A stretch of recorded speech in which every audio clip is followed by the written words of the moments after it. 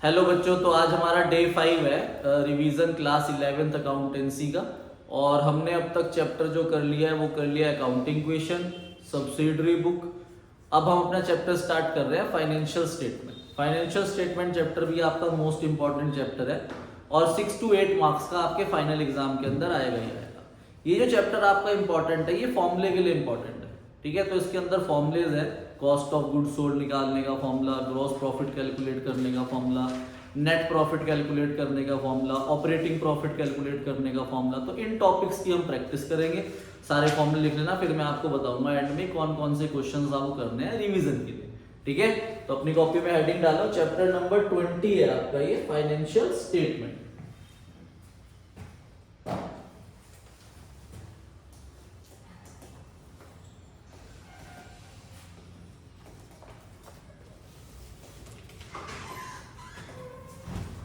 अब financial statement जो हम बना रहे हैं वो सिर्फ प्रोप्राइटरशिप की बना रहे हैं, ठीक है। जब आप 11th से 12th में जाओगे तब आप फाइनेंशियल स्टेटमेंट पार्टनरशिप की या फिर कंपनी की पढ़ोगे, पर हम जो 11th के अंदर फाइनेंशियल स्टेटमेंट पढ़ते हैं सिर्फ प्रोप्राइटरशिप की बनते हैं।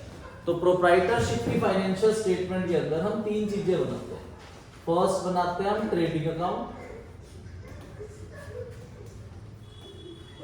सेकेंड हम बनाते हैं प्रॉफिट एंड लॉस अकाउंट और थर्ड हम बनाते हैं बैलेंस शीट। ठीक है, financial statement, trading account, profit and loss account और बैलेंस शीट, ये 3 चीजें जो है हम अपनी प्रोप्राइटरशिप की फाइनेंशियल स्टेटमेंट के अंदर बनाते हैं। अब ट्रेडिंग जो है ये हमें यूज होता है ग्रॉस प्रॉफिट कैलकुलेट करने के लिए। अगर बिजनेस को अपना ग्रॉस प्रॉफिट या ग्रॉस लॉस कैलकुलेट करना है तो वो ट्रेडिंग अकाउंट बनाता है। अगर बिजनेस को अपना नेट प्रॉफिट या नेट लॉस कैलकुलेट करना है तो वो अपना प्रॉफिट एंड लॉस अकाउंट बनाता है। पर अगर बिजनेस को अपनी फाइनेंशियल पोजीशन चेक करनी है, ठीक है, अगर बिजनेस को अपनी फाइनेंशियल पोजीशन चेक करनी है तो वो बैलेंस शीट बनाता है, ठीक है। अब ट्रेडिंग अकाउंट और प्रॉफिट एंड लॉस अकाउंट की अगर हम बात करें तो इसका जो नेचर होता है वो नॉमिनल होता है, नॉमिनल नेचर। और अगर हम बैलेंस शीट की बात करें तो उसका nature personal and real both होता है, ठीक है। बैलेंस शीट के अंदर हम एसेट्स भी डालते हैं, लाइबिलिटीज भी लिखते हैं, इसलिए हम रियल एंड नॉमिनल दोनों बोलते हैं, ठीक है भाई। तो फाइनेंशियल स्टेटमेंट जो है आपकी अकाउंटिंग साइकिल का लास्ट स्टेप होता है। सबसे पहले हम करते हैं आइडेंटिफिकेशन ऑफ ट्रांजैक्शन, फिर ट्रांजैक्शन से हम जर्नल बनाते हैं, जर्नल से लेजर में पोस्ट करते हैं, लेजर से हम ट्रायल बैलेंस बनाते हैं, ट्रायल बैलेंस की हेल्प से हम अपनी फाइनेंशियल स्टेटमेंट बनाते हैं। अगर हमें किसी कंपनी की वैल्यू चेक करनी है या किसी कंपनी की साउंडनेस चेक करनी है या किसी प्रोप्राइटरशिप की साउंडनेस चेक करनी है बिजनेस की, तो हम उसकी फाइनेंशियल स्टेटमेंट को रीड करते हैं। तो फाइनेंशियल स्टेटमेंट ईयर एंड पे बनता है, मतलब trading account, profit and loss account, balance sheet अगर आप बनाओगे तो ये ईयर एंड पे बनाओगे। मिड में भी बना सकते हो, क्वार्टरली बना सकते हो, पर ईयरली ये 100% बनता है, ठीक है। तो अब हम ट्रेडिंग से शुरू करेंगे। तो अब हम ट्रेडिंग अकाउंट सीख रहे हैं। ट्रेडिंग का आपको फॉर्मेट याद रखना पड़ेगा। ट्रेडिंग अकाउंट का जो फॉर्मेट है उसके अंदर कुछ ही चीजें आती हैं, तो वो आपको ध्यान रखना। Trading account for the year ended, ये क्रेडिट साइड हो जाती है और ये डेबिट साइड हो जाती है। इधर आएगा आपका पर्टिकुलर अमाउंट। तो सबसे पहले अगर हम यहां पर लिखते हैं तो ओपनिंग स्टॉक रखते हैं। ओपनिंग स्टॉक मतलब ईयर की स्टार्टिंग पे जो हमारे पास स्टॉक पड़ा है, स्टॉक मतलब गुड्स जिस चीज में हम डीलिंग करते हैं, तो ये हमें क्वेश्चन में गिवन होगा ओपनिंग स्टॉक या ओपनिंग इन्वेंट्री। उसके बाद हमने पूरे साल जो परचेजेस करी वो परचेजेस उसमें से लेस कर देंगे हम परचेजेस रिटर्न। परचेजेस रिटर्न हम माइनस कर देते हैं, तो जो बाहर अमाउंट आता है उसे नेट परचेजेस बोलते हैं, ठीक है। परचेज रिटर्न का दूसरा नाम होता है रिटर्न आउटवर्ड, तो ये याद रखना है, परचेज का दूसरा नाम रिटर्न आउटवर्ड होता है। और इधर हम लिखते हैं बाय सेल्स और सेल्स में से हम लेस कर देते हैं सेल रिटर्न। सेल रिटर्न का दूसरा नाम होता है रिटर्न इनवर्ड। और फिर यहां पर आ जाता है बाय क्लोजिंग स्टॉक। तो ये जो चार चीजें हैं ये तो एज इट इज रहेंगी। सबसे पहले ओपनिंग स्टॉक, फिर परचेज माइनस परचेज रिटर्न, इधर सेल माइनस सेल रिटर्न और क्लोजिंग स्टॉक।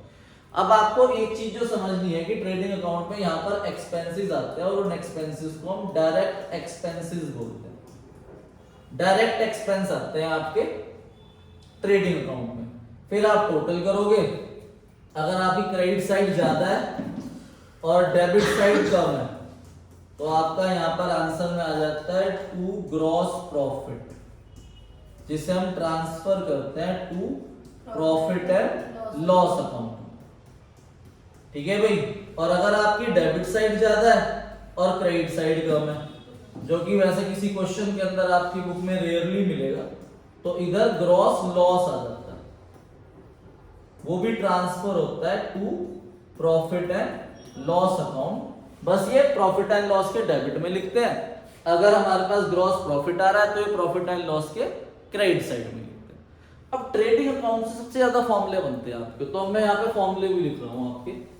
सबसे पहला फॉर्मूला अगर हम देखते हैं तो सबसे पहला फॉर्मूला बनता है आपका एडजस्टेड परचेजेस का।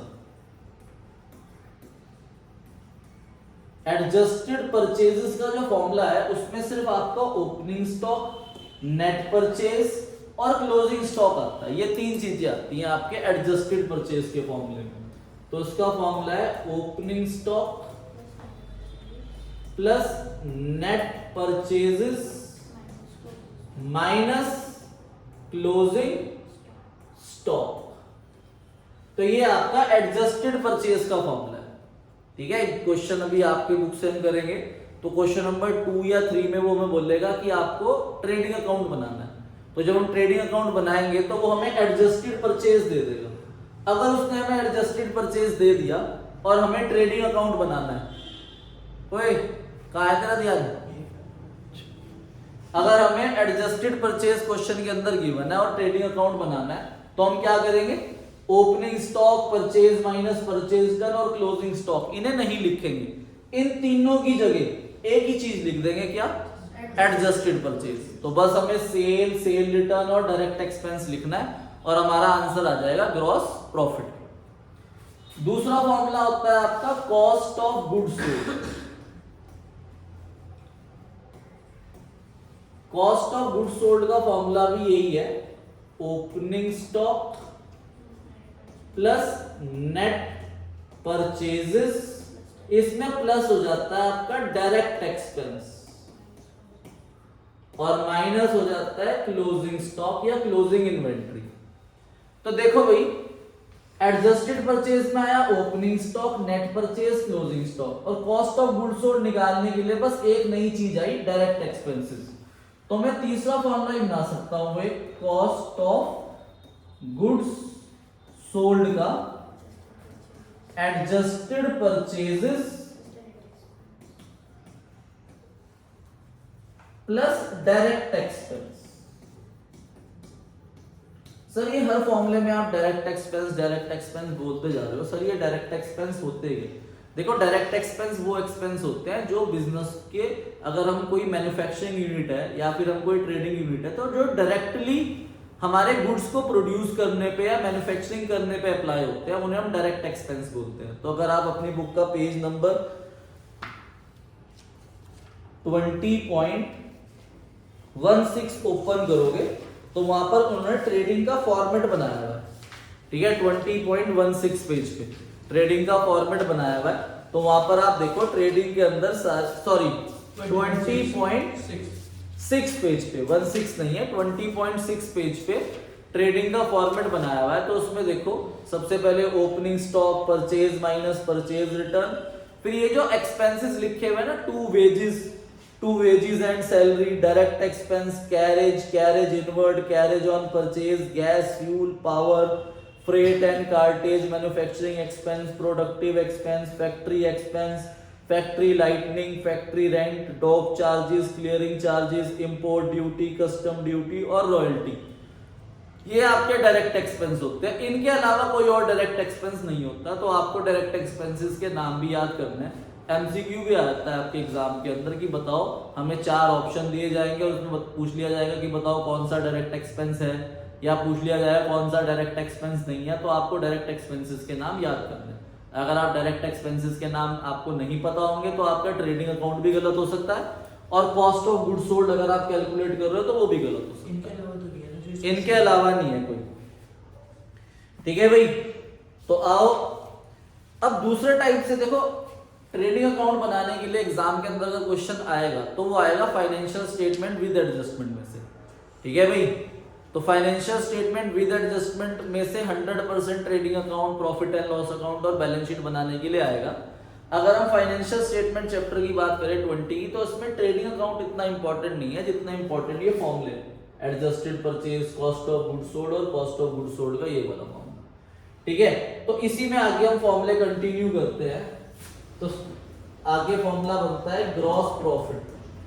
तो ग्रॉस प्रॉफिट का फॉर्मूला होता है कि अगर आप नेट सेल में से, नेट सेल्स में से क्या माइनस कर दें हम, कॉस्ट ऑफ गुड्स सोल्ड, तो भी हमारे पास ग्रॉस प्रॉफिट आ जाता है। नेट सेल को ना रिवेन्यू फ्रॉम ऑपरेशन भी बोलते हैं, याद रखना है आपको, रिवेन्यू फ्रॉम ऑपरेशन, ठीक है। और कॉस्ट ऑफ गुड्स सोल्ड को cost of revenue from operation भी बोलते हैं। वैसे ये वर्ड आपका 12th के अंदर यूज होगा, पर फिर भी आपको पता होना चाहिए सेल का दूसरा नाम रिवेन्यू फ्रॉम ऑपरेशन भी होता है, ठीक है। और अगर हमें ग्रॉस लॉस निकालना है तो ग्रॉस लॉस में कॉस्ट ऑफ गुड्स सोल्ड जो है उसमें से माइनस होता है आपका नेट सेल, क्योंकि लॉस तभी होगा अगर हमारी कॉस्ट ज्यादा होगी, ठीक है भाई। और भी एक चीज याद रख लो, इसे ऐसे लिख लो कि अगर हमें कॉस्ट गिवन है, कॉस्ट ऑफ गुड्स सोल्ड ये हमें गिवन है, तो इसमें हम ग्रॉस प्रॉफिट ऐड कर देते हैं। तो जब ग्रॉस प्रॉफिट ऐड हो जाता है तब हमारे पास नेट सेल्स आ जाती है। कॉस्ट ऑफ गुड्स सोल्ड में ग्रॉस प्रॉफिट ऐड होगा तो नेट सेल आ जाएगी। और अगर हमें क्वेश्चन के अंदर नेट सेल्स गिवन है तो उसमें से ग्रॉस प्रॉफिट माइनस होता है, तो हमारे पास कॉस्ट आ जाता है, कॉस्ट ऑफ गुड्स सोल्ड। तो कॉस्ट ऑफ गुड्स सोल्ड आ जाता है। नेट सेल में से अगर आप ग्रॉस प्रॉफिट माइनस करते हैं तो कॉस्ट ऑफ गुड्स सोल्ड आ जाता है। फॉर्मूले नोट कर लो, ठीक है। तो देखो आपके जो एग्जाम के अंदर सबसे ज्यादा चांस है क्वेश्चन आने की, एक तो इस वाले फॉर्मूले की है कि आपको ये बड़ा फॉर्मूला याद रखना है, cost of goods sold opening stock plus net purchase plus direct expense minus closing stock, जिसके ऊपर आपकी बुक में क्वेश्चन है। क्वेश्चन नंबर 3 के ए पार्ट पे आओ। क्वेश्चन नंबर 3 का ए पार्ट पेज 20.38। हमें cost of goods sold calculate करना है, तो हमें ओपनिंग स्टॉक दिया हुआ है 40,000, नेट परचेजेस है 50,000, वेजेस एंड सैलरी आपका डायरेक्ट एक्सपेंस है, और क्लोजिंग स्टॉक है आपका 15,000। पेज है 20.38। तो हमें कॉस्ट ऑफ गुड्स सोल्ड पूछा है, तो आप सीधा ये फॉर्मूला लगाओगे। क्वेश्चन नंबर 3 का ए पार्ट करो अपने आप, रखो फॉर्मूले में फिगर्स। अब नेक्स्ट क्वेश्चन कैसे आ सकता है, देखो आप आओ अपनी बुक में क्वेश्चन नंबर 6 के ए पार्ट पे। क्वेश्चन नंबर 6 के ए पार्ट पे आओगे अगर आप, तो उसमें आपका ये चीज यूज होगी, cost of goods sold, GP और नेट सेल इन फॉर्मूले से। ये क्वेश्चन नंबर 6 के ए पार्ट के अंदर आपको क्या दे रखा है, क्वेश्चन नंबर 6 के ए पार्ट के अंदर आपको दे रखा है नेट सेल 8 लाख है, ठीक है भाई। आपके पास नेट सेल्स है 8 लाख रुपीस, और क्वेश्चन के अंदर ग्रॉस प्रॉफिट है 40% ऑन सेल्स, 40% ऑन सेल्स। तो सीधा ग्रॉस प्रॉफिट आप कैलकुलेट कर लोगे, 8 लाख का 40% 3,20,000।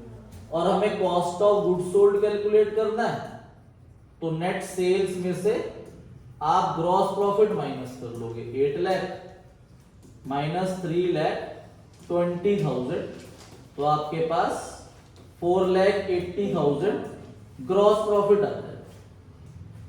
देखो सबसे इंपॉर्टेंट चीज आपको क्या देखनी है, इस क्वेश्चन के अंदर आपको नेट सेल गिवन है 8 लाख और ग्रॉस प्रॉफिट 40% ऑन किस पे है, सेल पे, तो डायरेक्टली अप्लाई हो गया।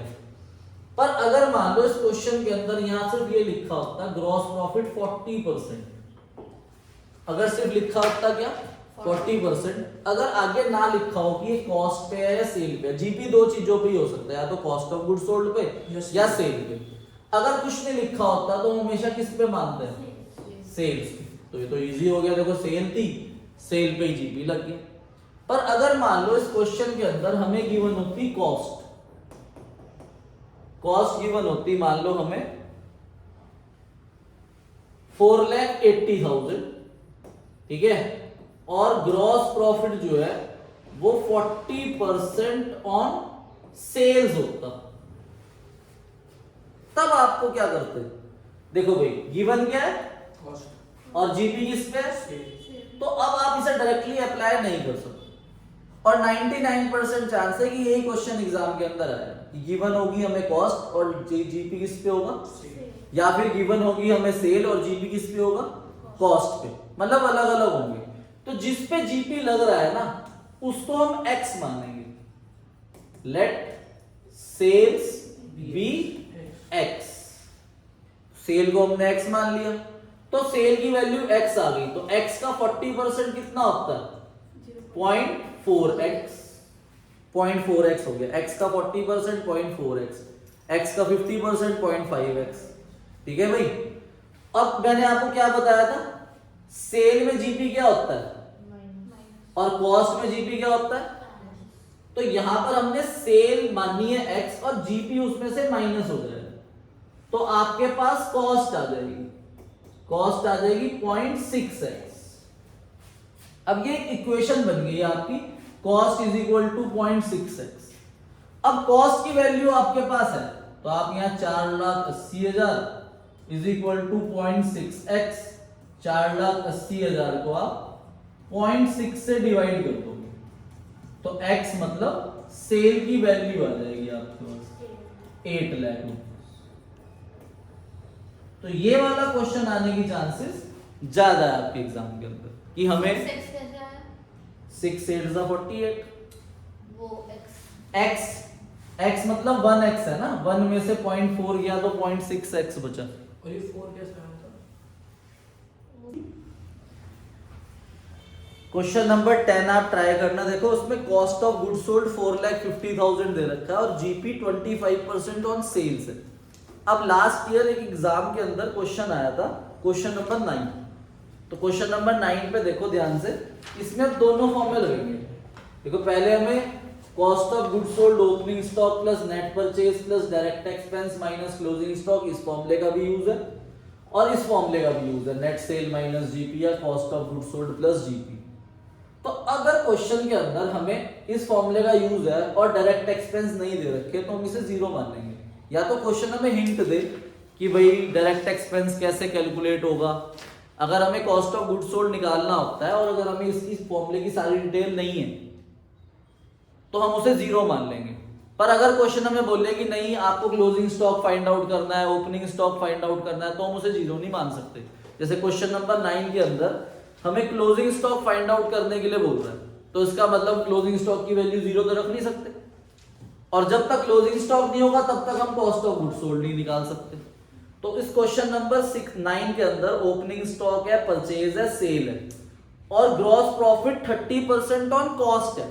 अब देखो क्वेश्चन के अंदर आपके पास सेल दे रखी है और जीपी 30% ऑन कॉस्ट दे रखा है, तो अब आपको इस फॉर्मूले को अप्लाई करके पहले आप अपना कॉस्ट निकाल दोगे। तो क्वेश्चन नंबर 9 के अंदर आपको सेल्स दे रखी है 19,50,000 and gross profit is 30% on cost, 30% on cost दे रखा है आपको ग्रॉस प्रॉफिट।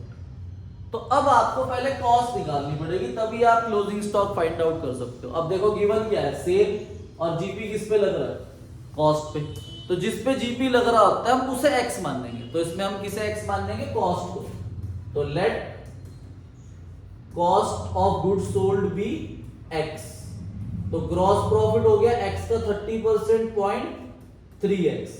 तो कॉस्ट में ग्रॉस प्रॉफिट ऐड होता है तब जाके आपके पास सेल आती है, तो ये ऐड हो जाएगा 1.3x आ जाएगा।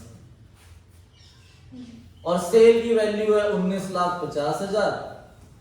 इसे डिवाइड कर दोगे आप 1.3 से तो x की वैल्यू आ जाएगी। तो 19,30,000 को आप डिवाइड कर दोगे 1.3 से 15 लाख।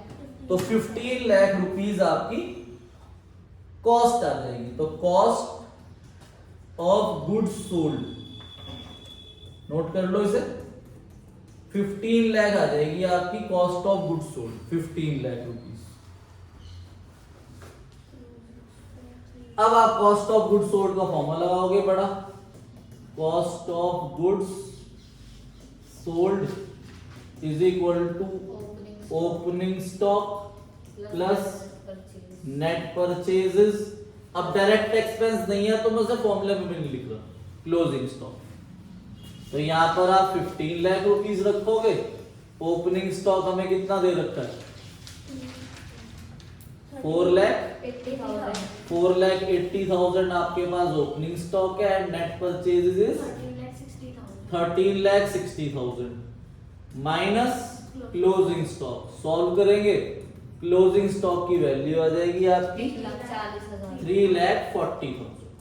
तो ये वाले क्वेश्चन आने की प्रोबेबिलिटी भी बहुत ज्यादा है आपके एग्जाम के अंदर। ठीक है, तो ये वाले क्वेश्चन की आपको सबसे ज्यादा प्रैक्टिस करनी है। दूसरा जो उस पर सबसे इंपॉर्टेंट टॉपिक है वो है ऑपरेटिंग प्रॉफिट कैलकुलेट करना, तो उसको हम डिस्कस करेंगे कल। तो अभी आप अपना फॉर्मूले में इसके फॉर्मूले का होमवर्क लिख लो। क्वेश्चन नंबर 3 का ए पार्ट आप जरूर करना, क्वेश्चन नंबर 4, क्वेश्चन नंबर 5 का बी पार्ट, 5 का ए पार्ट, क्वेश्चन नंबर 7 और एक क्वेश्चन नंबर 11। ठीक है, और इसके साथ ही आप अपना एक विद एडजस्टमेंट का क्वेश्चन लिख लो, क्वेश्चन नंबर 31। ठीक है, विद एडजस्टमेंट का क्वेश्चन नंबर 31 है आपका, पेज नंबर 21.102। ओके बच्चों, बाय बाय, कल मिलते हैं सेम टाइम सेम जगह।